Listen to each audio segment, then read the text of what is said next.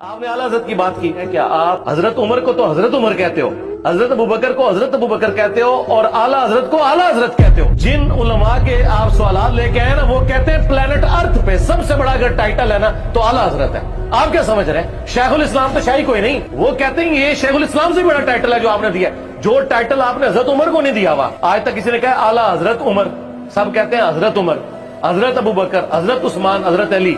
तो देवबंद और अहले हदीस कहते हैं और बरेलवियों खुलफाए राशिदीन छड़े हजरत और तुम्हारा अब्बा आला हजरत, कि हजरत अबू बकर सिर्फ हजरत अबू बकर है और अहमद बरेलवी आला हजरत बरेलवी है। मुझे बताएं दोनों में से कौन सा बड़ा टाइटल है? वो कहते हैं आला का मतलब पता क्या है? सुबहान रब्बी अल आला।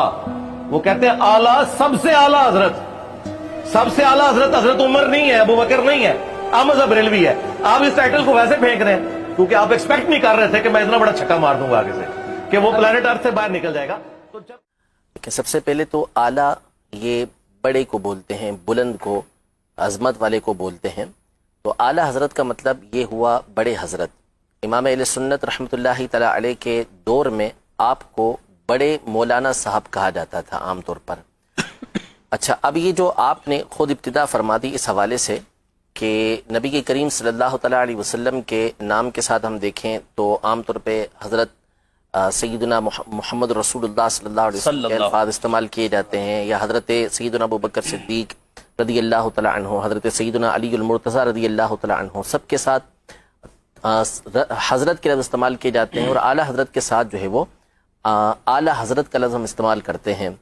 तो इस पर बाज़ लोग एतराज़ करते हैं कि आपने आला हज़रत को ये सबसे बड़ा दिया, यानी दीगर को तो आप फ़कत हज़रत कह रहे हैं और जब इमाम अहले सुन्नत की बात आती है, इमाम अहमद रज़ा की बात आती है तो आप आला हज़रत ये कहते हैं। तो ये गोया के आला हज़रत को बड़ा देना है, ठीक है। तो ये एतराज़ बिल्कुल बातिल है।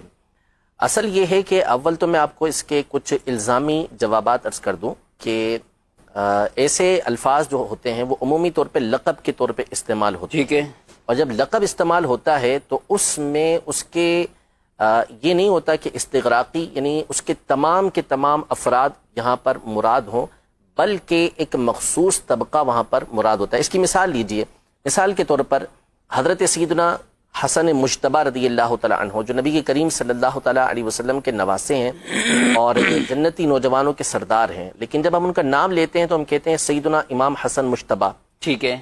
इमाम हुसैन रदी अल्लाह तआला अन्हु, सही, शहीद करबला, जन्नती नौजवानों के सरदार हैं, लेकिन क्या कहा जाता है? इमाम हुसैन, ठीक है। इमाम मोहम्मद बाक़िर रदी अल्लाह तआला अन्हु अहले बैत अतहार में से हैं, इमाम आज़म के असातिज़ा में से हैं। इमाम जाफ़र सादिक अहले बैत अतहार में से हैं, इमाम आज़म के असातिज़ा में से हैं। इमाम हसन बसरी, इमाम इब्न सीरीन, इमाम मालिक, इमाम शाफ़ई, इमाम अहमद बिन हम्बल। आप ताबईन के नाम के साथ चलते चले जाएं कि अकाबिर ताबईन जो हैं या तबई ताबईन जो हैं या उनके बाद के अफराद हैं तो उनके साथ हम बोलते हैं इमाम। लेकिन जब बात आती है नौमान बिन साबित रहमतुल्लाहि तआला अलैह, अबू हनीफा रहमतुल्लाहि तआला अलैह, तो उनके नाम के साथ हम बोलते हैं इमाम आज़म। आज़म और आला का माना एक ही है, यानी बड़े इमाम। तो अब कोई ये इतराज़ करे कि यार आपने तो इमाम आज़म को इमाम हसन मुज्तबा से बढ़ा दिया, इमाम हुसैन से बढ़ा दिया, हालांकि ऐसा कोई भी नहीं कहता, ठीक है। ये एक मिसाल हो गई इल्मी एतबार से। अब मिसाल के तौर पर एक और मिसाल दुनियावी एतबार से, हमारे जो कायद हैं, हमारे रहनुमा, सबसे बड़े रहनुमा कौन है? नबी के करीम सल्लल्लाहु तआला अलैहि वसल्लम की ज़ात गिरामी। हमारे कायद हम ये कहेंगे कि अबू बकर सिद्दीक रदी अल्लाह तआला अन्हु हैं, हमारे कायद खुलफाए राशिदीन हैं, हमारे कायद अहले बैत अतहार हैं। हम कायद कहते हैं कि कायद अहले सुन्नत फुला कायद, फुला कायद, फुला कायद, लेकिन जब मोहम्मद अली जिन्ना साहब का नाम आता है तो हम क्या कहते हैं? कायद आज़म। तो क्या कायद आज़म कह के हमने उनको नबी के करीम सल्लल्लाहु अलैहि वसल्लम से बड़ा कायद बना दिया? हरगिज़ ऐसा नहीं। तो असल ये है कि ये जो लक़ब होते हैं, इस तरह के जो अल्फाज होते हैं, इनको बोलते हैं कि ये उमूर निस्बिया में से हैं। उमूर निस्बिया का मतलब ये होता है, जैसे मिसाल के तौर पर मैं ये कहूँ कि सबसे बड़े आलिम जो है सज्जाद भाई, मुफ्ती सज्जाद साहब हैं, ठीक है।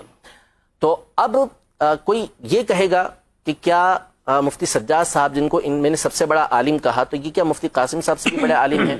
जाहिर सी बात है कि हम में से कोई भी नहीं कहेगा कि मुफ्ती कासिम साहब से बड़े आलिम हैं, बल्कि इसका मतलब क्या हुआ कि हम जो यहाँ पर अफराद मौजूद हैं, हम में सबसे बढ़कर इल्म के अंदर یہ ہیں. تو اس کا مطلب یہ ہے کہ اس طرح کے القابات جب استعمال ہوتے ہیں تو مخصوص طبقہ، مخصوص دائرہ یہ مراد ہوتا ہے. تو اعلیٰ حضرت امام اہل سنت رحمۃ اللہ تعالی علیہ کے لیے جب یہ لفظ استعمال کیا جاتا ہے تو اس کا مطلب یہ ہوتا ہے کہ آپ اپنے زمانے کے افراد اور اپنے مابعد کے افراد کے اوپر فوقیت رکھتے ہیں، اپنے بعد والے افراد کے اوپر آپ فائق ہیں، بلند ہیں ان سے، علم کے اندر، تقوی کے اندر، عشق کے اندر، ان تمام چیزوں میں اللہ نے آپ کو بلندی عطا فرمائی تھی. اس لیے علماء نے آپ کو اعلیٰ حضرت کا یہ لقب دیا.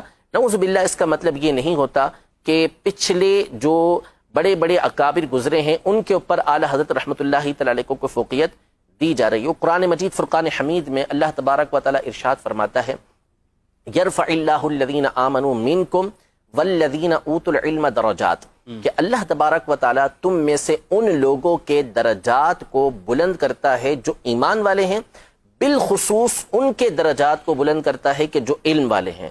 تو امام اہل سنت علم کے اندر اپنے زمانے کے اندر سب سے فائق تھے، اس اعتبار سے بھی آپ کے درجات کے دوسروں سے بلند.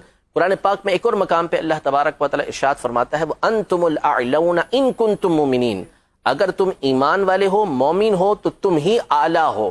تو اعلیٰ حضرت رحمۃ اللہ تعالی علیہ کامل ایمان والے تھے کہ آپ جب پیدا ہوئے اس کی جو تاریخ بنتی ہے وہ بنتی ہی یہی ہے کہ اللہ تبارک و تعالی نے ان کے دلوں کے اندر ایمان کو مضبوط کر ڈالا ہے. تو امام اہل سنت کامل مومن تھے، اس اعتبار سے بھی آپ کو اعلیٰ کہا جاتا ہے.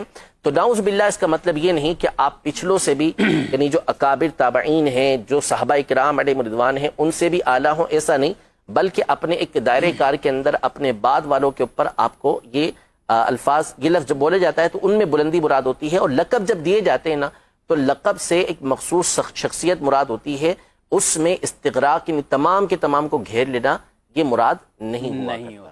ماشاءاللہ.